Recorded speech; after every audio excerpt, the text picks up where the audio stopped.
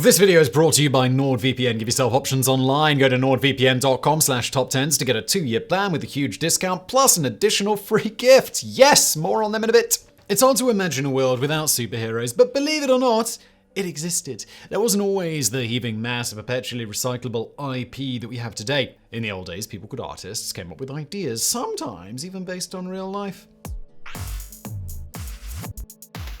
Number 10. Constantine. While Alan Moore took over the writing for Swamp Thing, he asked the artists what they wanted to do.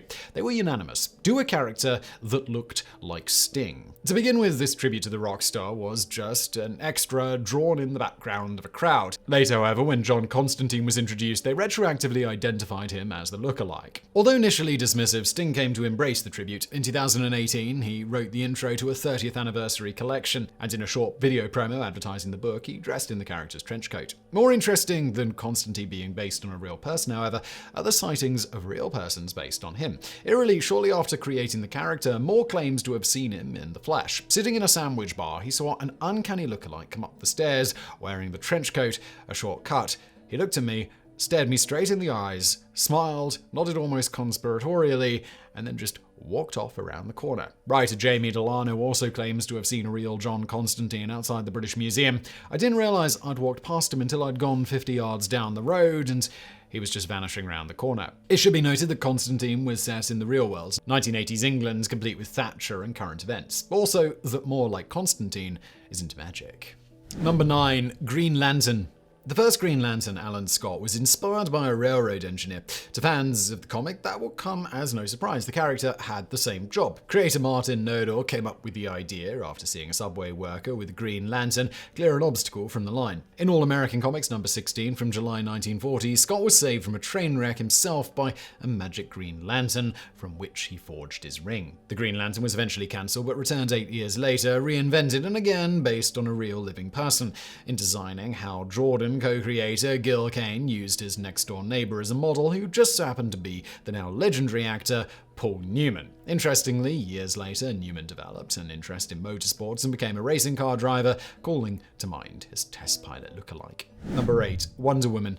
Wonder Woman, the third longest-running superhero in comics, was co-created by a man with 2 wives. Far from being at odds with Wonder Woman's ethos of female empowerment, however, it was their strength that inspired the character.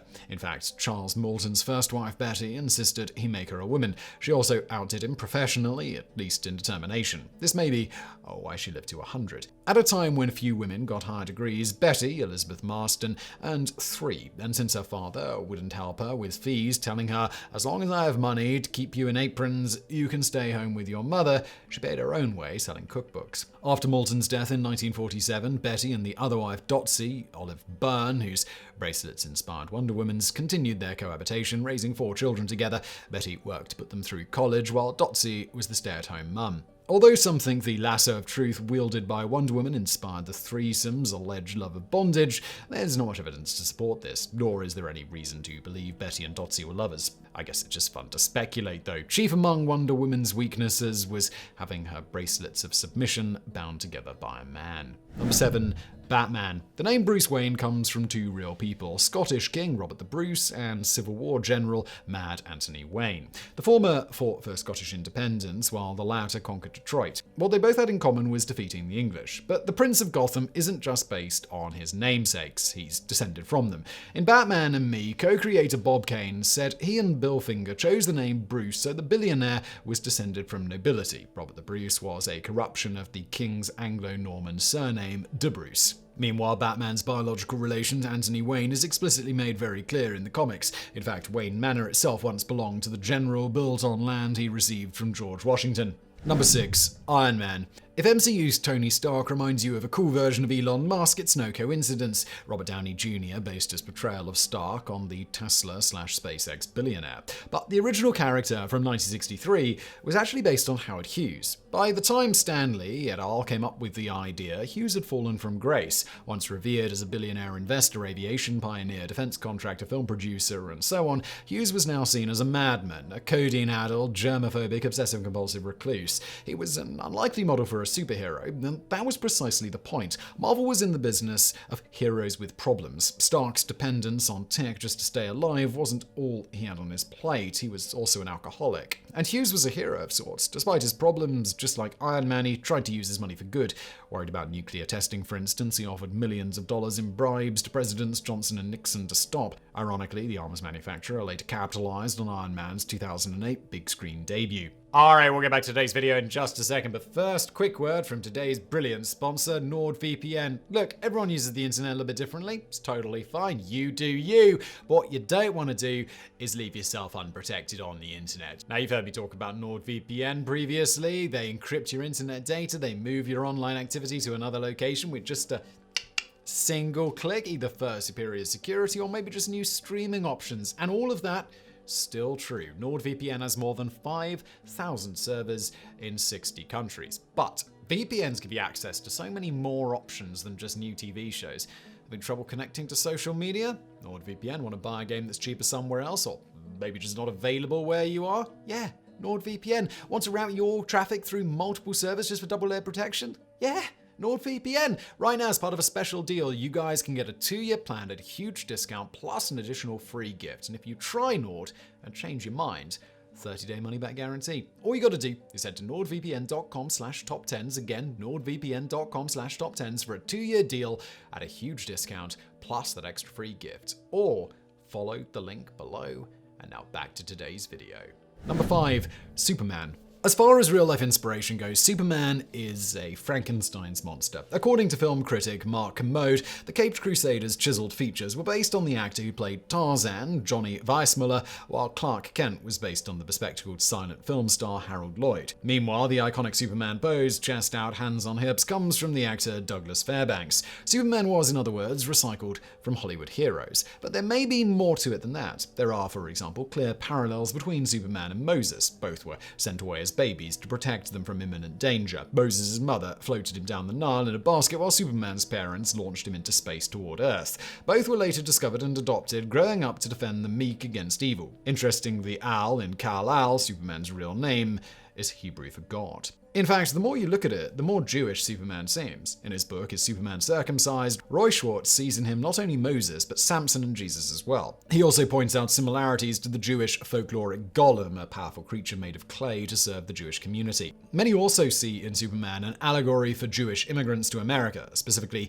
he abandons his ethnic name, Kal-El, becomes Clark Kent, tucks his talent down his suit, and goes around the world like a Gentile. Like many early comic writers, Superman's creators Jerry Siegel and Joe Shuster were themselves descended from Jewish immigrants. All considered, it's hardly surprising that the Nazis saw Superman as a threat. Number 4, Spawn.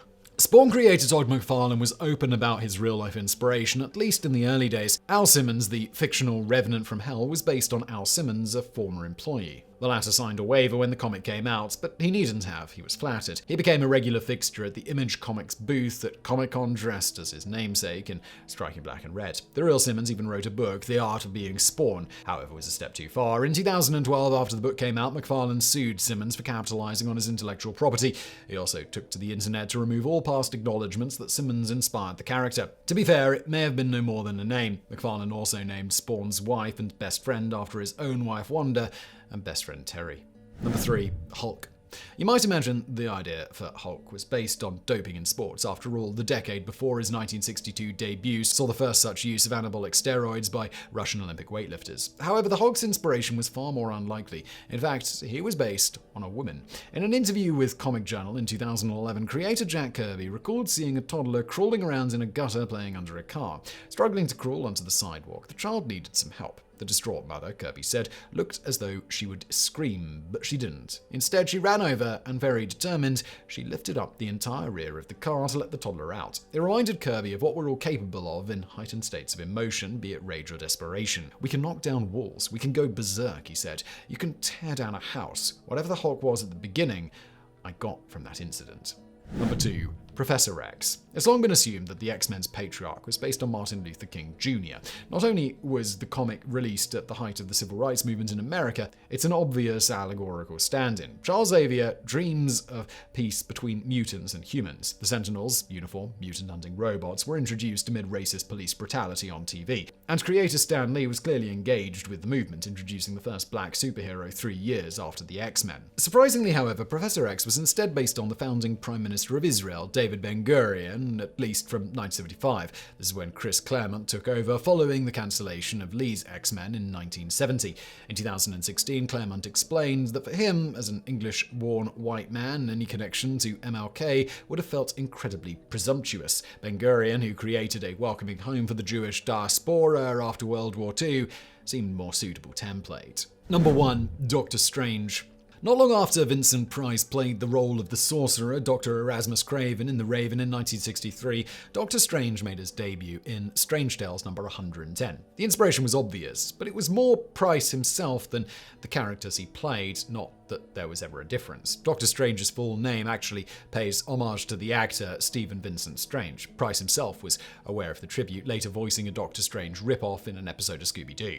There's probably more to the character's inspiration than Vincent Price, though. It's Strange Tales 115, the Sorcerer's supreme backstory was revealed, and it's suspiciously similar to that of Lobsang Rampa, a best-selling autobiographer and spiritual guru famous in the late 1950s. Both Strange and Rampa were gifted surgeons, both of them studied in Tibet, Strange under the Ancient One, Rampa under the Dalai Lama, and both learned astral projection, even describing it in similar ways, as well as how to open the third eye. Also, they both wore a circular amulet and both had a mystical orb. Furthermore, though Strange was more upfront about it, they were both entirely fictitious. Having sold millions of copies of his books, Rampa was exposed as a fraud. The real author's name was Cyril Hoskins, a clerk from rural England who'd never even been to Tibet.